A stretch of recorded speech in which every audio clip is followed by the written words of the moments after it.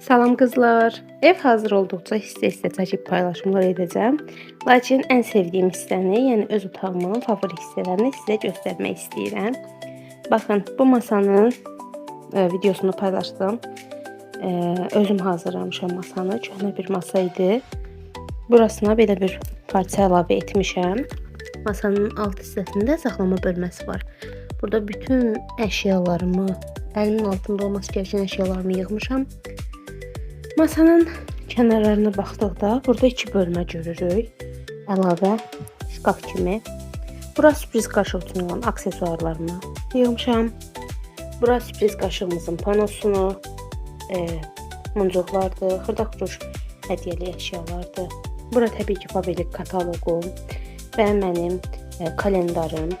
Daha sonra burada boya markerlərimdir. Marker qutumun üstünü bu formada silinən planlayıcı ilə hazırlamışam.